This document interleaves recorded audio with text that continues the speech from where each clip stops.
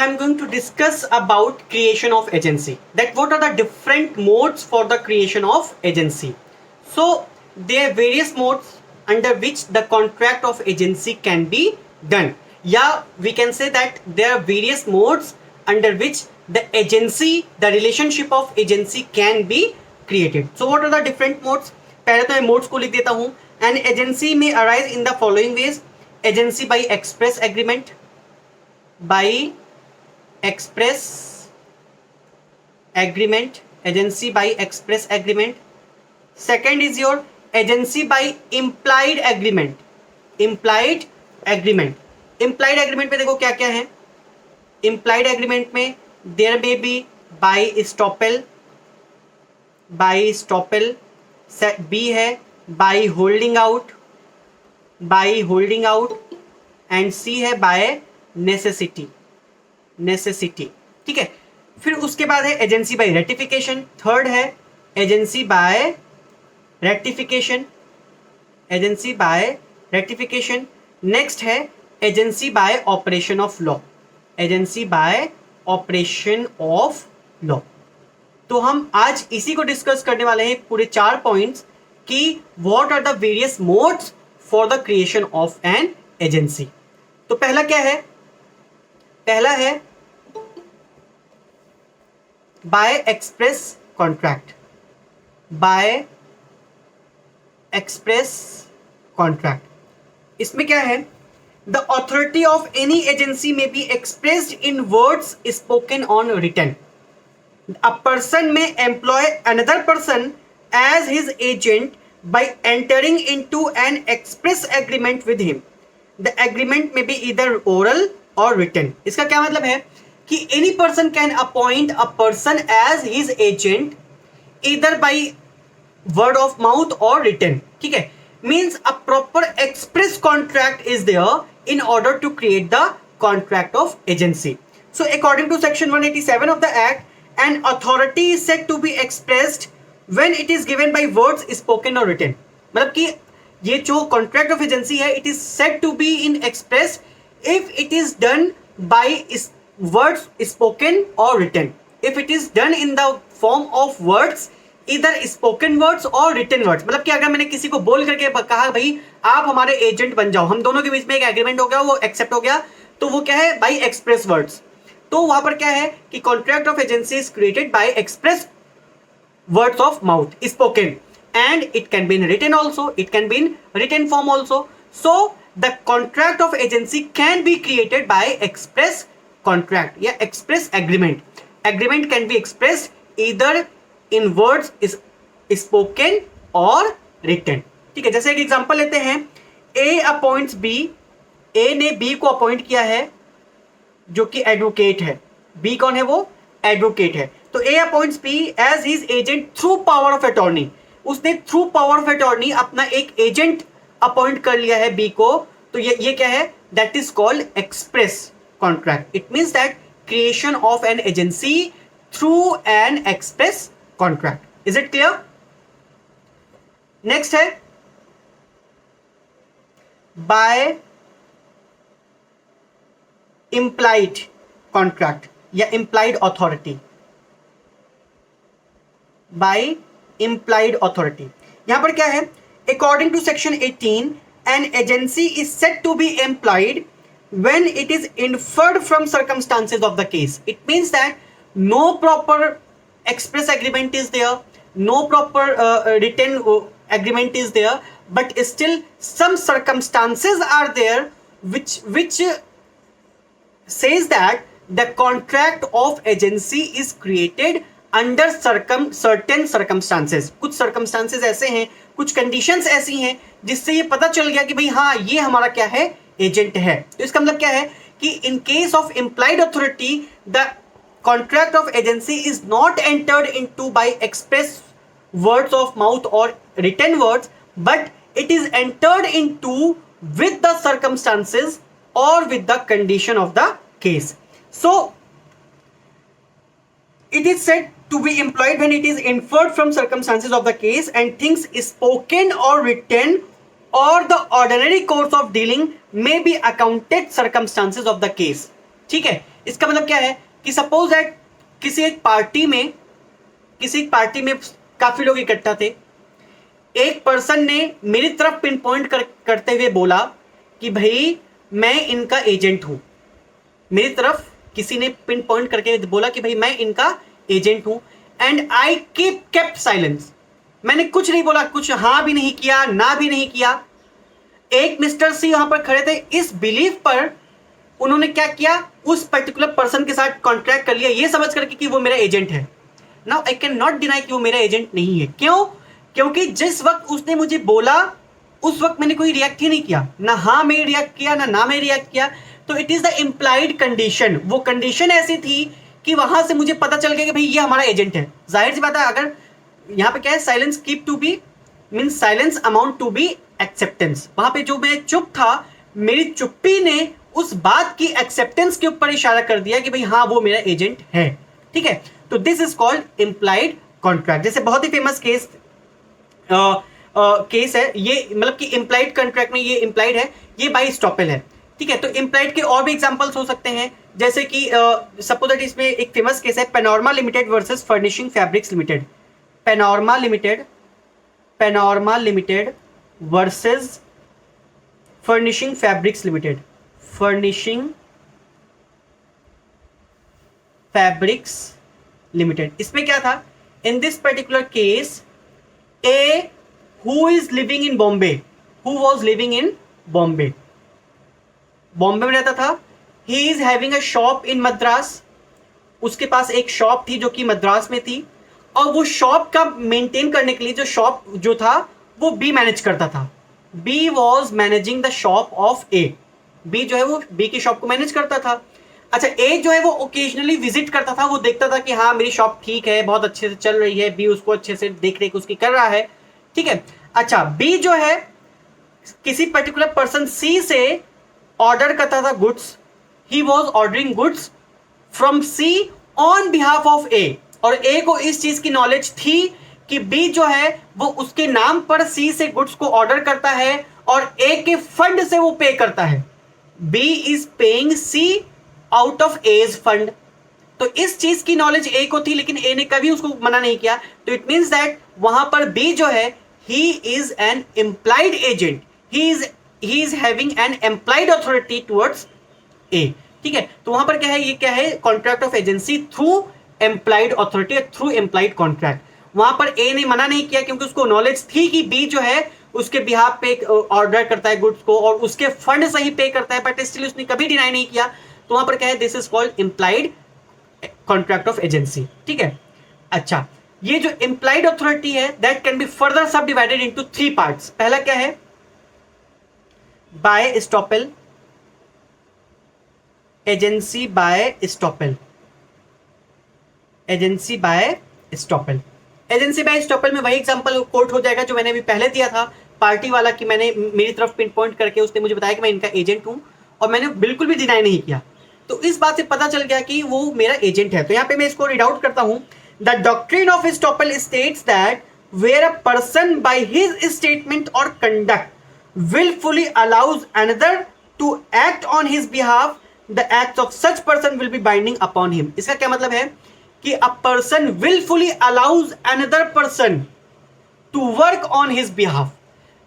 Party में किसी particular person ए ने मेरी तरफ पिन पॉइंट करके बोला कि भाई मैं इनका एजेंट हूं, और मैंने उस बात को कॉन्ट्राडिक्ट नहीं किया, मैंने उस बात को बिल्कुल भी कॉन्ट्राडिक्ट नहीं किया कि नहीं ये मेरा एजेंट नहीं है, रादर मैं साइलेंट खड़ा था।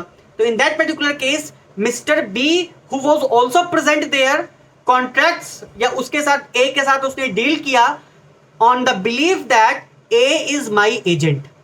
तो in that particular case whatever contract is done between A and B that is like legally binding on me।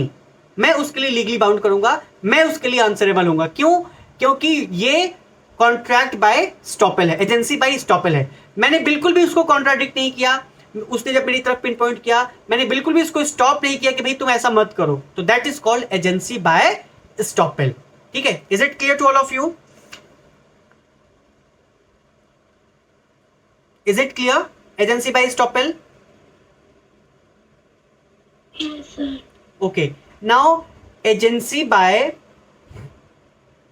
Holding out, agency by holding out में क्या है, such an agency comes into existence when a person by his affirmative और positive conduct leads third persons to believe that person doing some act on his behalf is doing with the authority. इसका क्या मतलब है कि यहां पर पहले से ही कोई पॉजिटिव अफर्मेशन थी, यहां पर क्या है कि पहले से ही कोई पॉजिटिव अफर्मेशन है या कोई पॉजिटिव इंसर्शन है कि वो हमारा एजेंट। सपोज दैट इसमें एक एग्जांपल लेते हैं कि ए है, कोई मिस्टर ए है, he is an agent of B, he is an agent of B.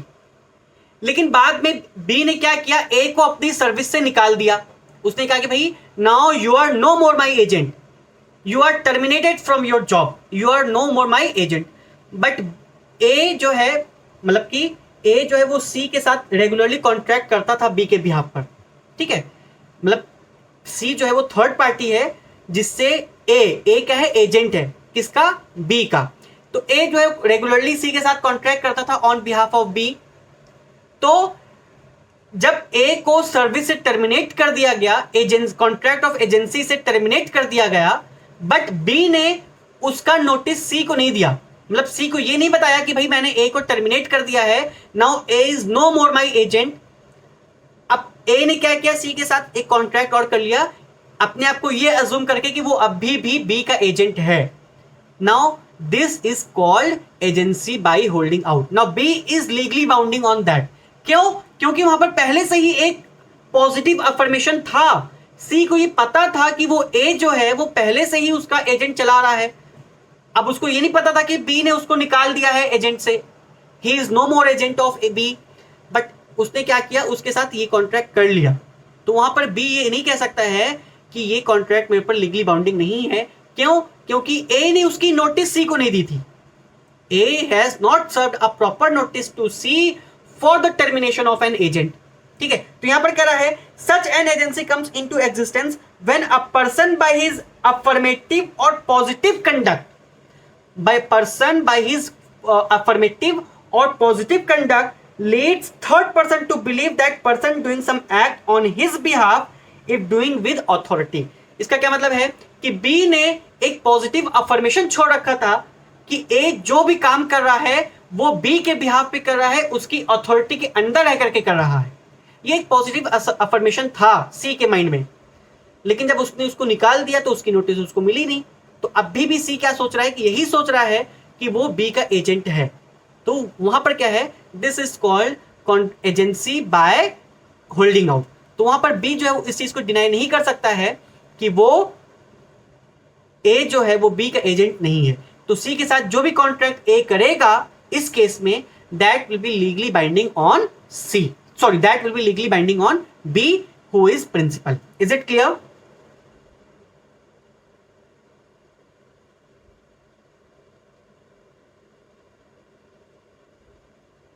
Is it clear?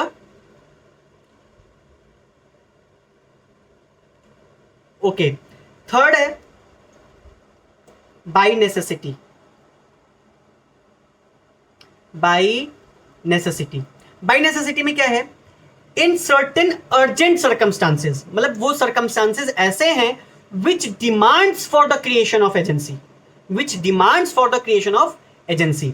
मतलब कुछ ऐसे urgent circumstances हैं, a person is compelled to act as an agent। मतलब कि वहां पर क्या है कि वो जो पर्सन है he is forced, he is compelled to act as an agent of third person। इसका क्या मतलब है कि सपोज दैट मिस्टर ए है, मिस्टर ए ने बाई रेलवे की जो कुरियर सर्विस होती है ना, रेलवे से उन्होंने क्या किया, अपना एक हॉर्स डिलीवर करवाया, मतलब अपना एक घोड़ा जो है मुंबई से दिल्ली मंगवाना था उसको, तो उन्होंने रेलवे से मंगवाया। नाउ जो स्टेशन मास्टर है, जब जो क्या कहते हैं कि हॉर्स है, जब मतलब कि वहां पे स्टेशन पर उतरा, तो नाउ जो ए है, A should go there to take his horse. A को जाना था स्टेशन अपने घोड़े को लेने के लिए, लेकिन ए वहां पर नहीं गया। तो in that particular case it is required by the agent, it is required by the station master to act on behalf of the person A. मतलब कि अब घोड़े को फीड करना है, घोड़े की देख रेख करना है, तो इसका क्या मतलब है कि जो स्टेशन मास्टर है he would work on behalf of A. वहां पर क्या है, सरकमस्टांसेस ऐसी हैं जो कंपेल कर रही हैं स्टेशन मास्टर को कि he should work on behalf of A के बिहाफ पे वो काम करे और जो भी एक्सपेंसेस होंगे वो ए से रिकवर कर ले। ठीक है, तो in that particular case such an agency is called as agency by necessity.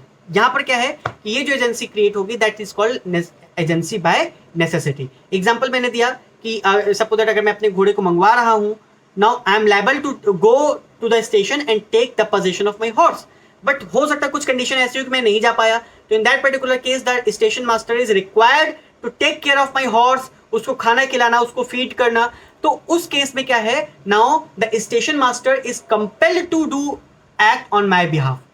तो in that particular case he is assumed to enter into a contract of agency. ठीक है, तो वहां पर क्या है, कॉन्ट्रैक्ट ऑफ एजेंसी में वो एंटर कर जाएगा और क्या कहते हैं कि जो हॉर्स है उसकी देख रेख करेगा and whatever expenses are there that should be paid by me to the station master. अपने एजेंट को मुझे वहां पर पे करना है। अच्छा, कंडीशंस क्या है? Okay, let me plug in my laptop, it is running out of battery.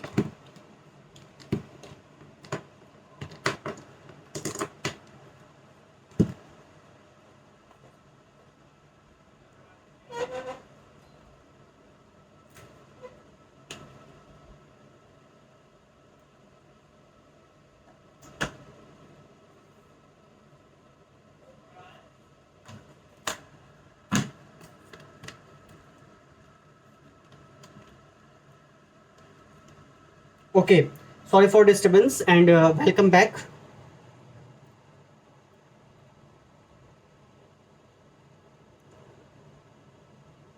Okay, so हम डिस्कस कर रहे थे contract agency by necessity.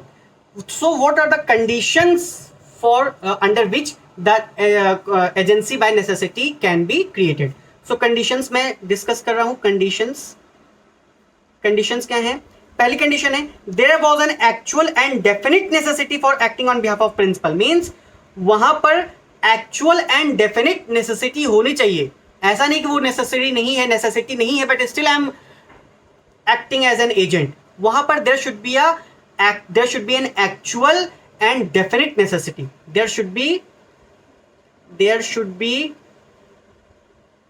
An actual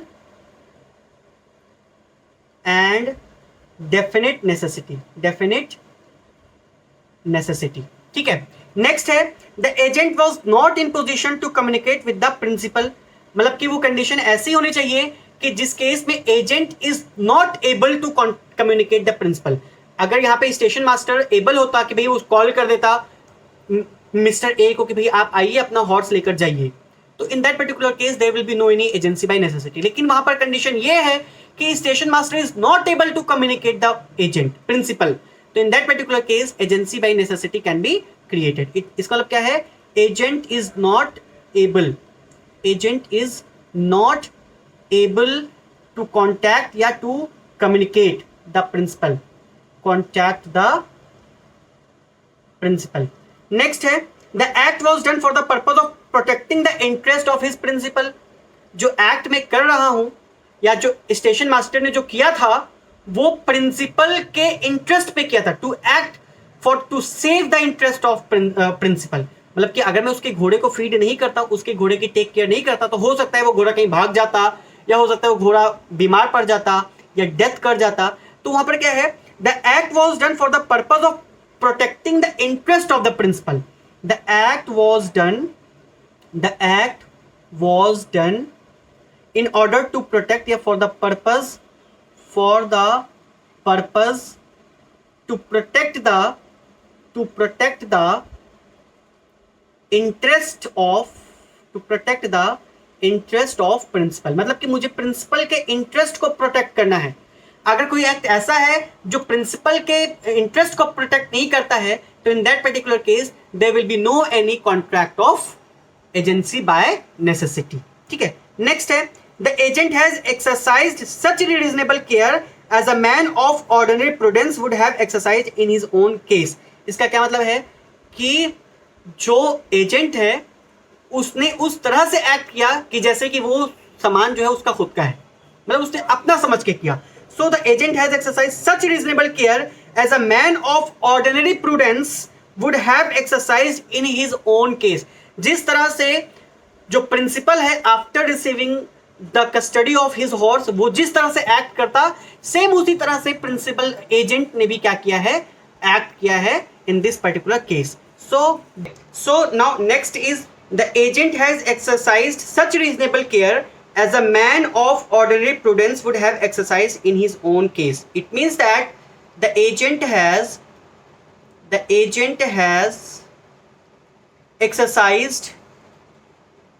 exercised such reasonable care as a man of ordinary prudence, as a man of ordinary prudence would have exercised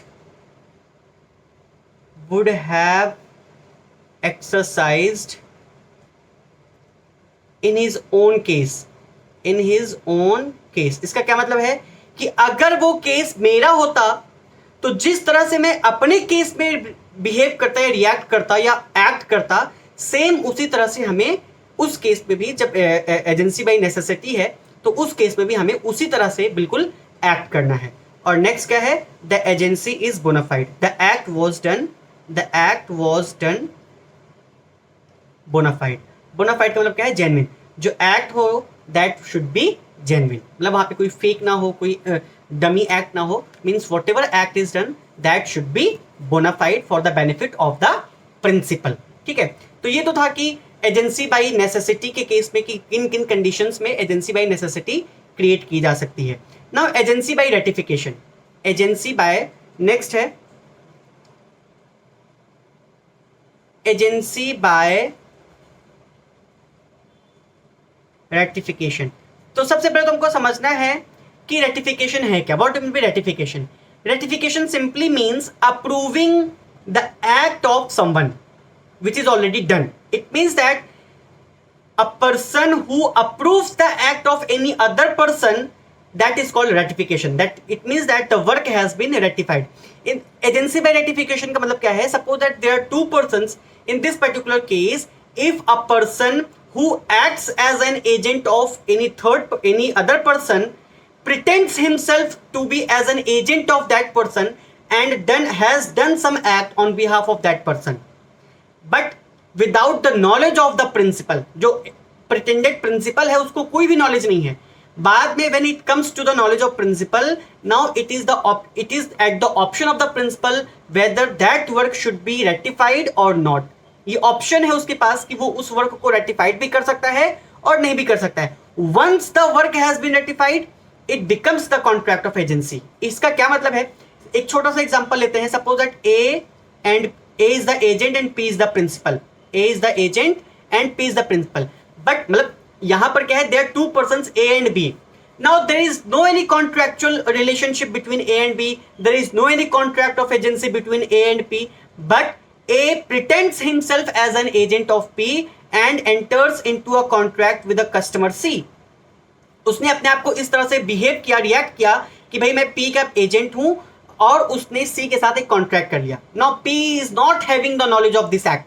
P के पास initially उसकी कोई knowledge नहीं है. Later on P comes to know about this contract that mister A who pretends himself as an agent of P contracts into C on behalf of P. Now it is at the option of P. P के पास option है whether to means accept that act और reject that act. Once the act has been accepted, means once the act which is done by agent without the knowledge or without the consent of P, once that act is accepted by P, it is called the act is ratified and the contract of agency is created due to ratification. And once the act is dismissed, disowned, तो in that particular case there will be no any contract of agency. तो एक बार अगर P ने उसके work को ratified कर दिया, accept कर लिया कि ठीक है चलो उसने मेरे कहने मतलब मेरी नॉलेज के बिना उसने किया है, लेकिन अब मैं इस एक्ट को एक्सेप्ट करता हूं. Now A becomes the agent of P, and all those act and all those contracts which is entered by A on behalf of P without the knowledge of A becomes binding on principal. Now अब वो क्या होंगे, principal उसके लिए liable हो जाएगा once it has been ratified, once it has been ratified. तो इसको हम बोलते हैं एजेंसी बाय रेटिफिकेशन. तो एसेंशियल ऑफ एसेंशियल्स क्या है, under what condition the essential means under what condition the agency by ratification can be created. Essentials of agency by ratification. इसके essentials क्या हैं? पहला तो है, first is your full knowledge of facts. Full knowledge of facts. इसका क्या मतलब है? No valid ratification can be made by a person whose knowledge of the facts of the case is materially defective. जब तक कि principal को उस fact के बारे में फुल नॉलेज नहीं है, डिफेक्टिव नॉलेज है, जो उसका फुल नॉलेज है फुल फैक्ट का, that is defective. In that particular case, the principal cannot ratify those acts. It means that the principal must have full knowledge of all the material facts. Section 198 of the Act states that no valid ratification can be made by a person whose knowledge of the fact of the case is materially defective. वहाँ पर अगर उसकी knowledge जो है about the fact, जो subject matter है contract का, contract of agency का, if that subject matter or if that knowledge of fact is defective, in that particular case the principal cannot ratify those acts. For the valid ratification there must be full knowledge of the material facts to the principal. Second है, whole transaction must be ratified. whole transaction must be ratified. इसका क्या मतलब है? ऐसा नहीं है कि भाई मैंने 50% ट्रांजैक्शन को सिर्फ रेटिफाई किया या 80% ट्रांजैक्शन को रेटिफाई किया. No, once the principal is ratifying the act, it means that he should ratify the whole transaction, not the part of the transaction. So section 199 of the act provides that partial acceptance is not valid in the eyes of law. It must be done for whole transaction. In fact, ratification of the part of a transaction operates as a ratification of the whole transaction. अगर हमने partial transaction भी accept किया है तो law assumes that the principal has ratified the whole transaction. तो इसलिए हमको क्या है कि हमें होल ट्रांजैक्शन को रेटिफाई करना है. नेक्स्ट है, थर्ड हमारा है, the act must have done on behalf of the identifiable principal. The act must have done on behalf of the identifiable, on behalf of the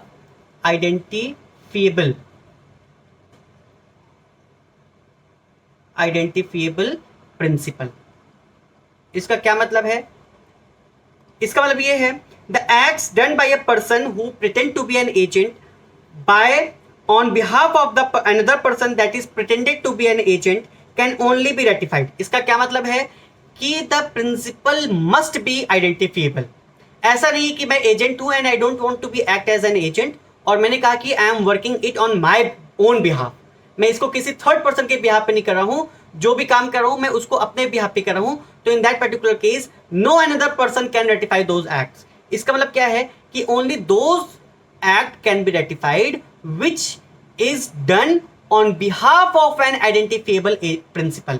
किसी थर्ड पर्सन के behalf पे मैंने किया है और वो third person is identifiable principal और उस then only the principal can accept और रेटिफाई दोज एक्ट. अगर उसको मैंने अपने बिहाफ पे किया है and I don't want to act as an agent, मैं बिल्कुल किसी का एजेंट नहीं बनना चाहता हूं और मैंने उसको अपने बिहाफ पे किया है, तो in that particular case the principal can not ratify those acts. The principal can not ratify those acts. Next है, the principal must be in existence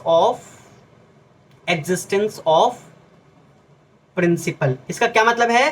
that the principal must be in existence. किसी dummy principal के लिए हमको नहीं करना है भाई, जाहिर सी बात है जिसके बिहाफ पे हम एक्ट कर रहे हैं that person must be existence at the time of act done.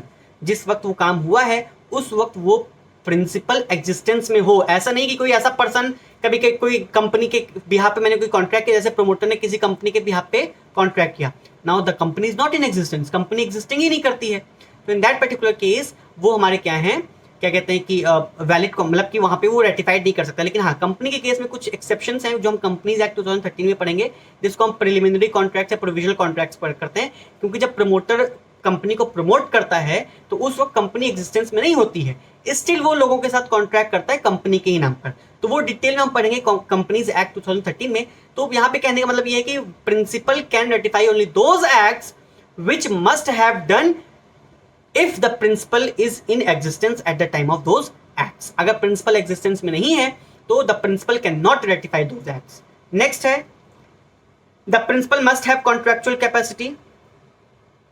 Contractual capacity इसका मतलब क्या है कि जिस वक्त वो एक्ट हुआ है, the time when the act was done, at that particular time the principal must be having a contractual capacity, means he should be of majority of age, means age of majority, and he should be of sound mind, he should be competent to contract। मतलब कि ऐसा नहीं कि जिस वक्त हमने किसी particular agent ने प्रिंसिपल के बिहाफ पे कोई एक्ट किया, उस वक्त प्रिंसिपल जो है 17 ईयर्स का है, उसके बिहाफ पे उसने कोई एक्ट किया, तो in that particular case that principal can not ratify those acts because the principal is not competent to contract। Next है, ratification of lawful acts only. ratification of lawful acts only, only those acts can be ratified which are lawful, the acts which are void, which is unlawful, which is against the provisions of law, in that particular case those acts cannot be ratified by the principal। next है, act within principal's power। act within principal's power, those acts can be ratified by the principal, only those acts can be ratified by the principal which are within the power of the principal। मतलब कोई ऐसा act जो कि principal की authority के बाहर है, principal की पावर के बाहर है, तो those acts can not be ratified by the principal. Next 8th है, communication to the third party. Communication to the third party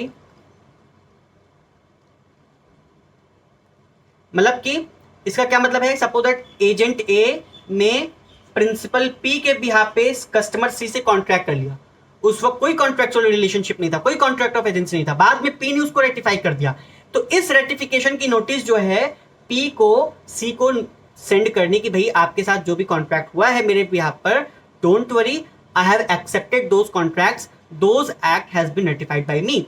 तो इसका मतलब क्या है कि communication to the third party must be there. जो रेटिफिकेशन की कम्युनिकेशन है that should be done by the principal to the third party. Now ratification must be made within reasonable time. Ratification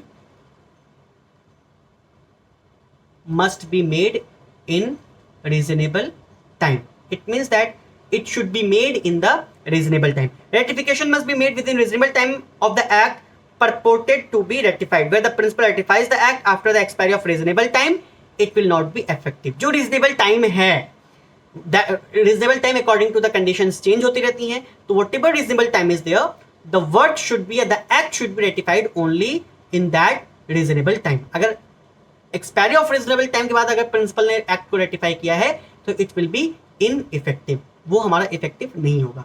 तो ये तो थे conditions under which the work of an agent can be ratified.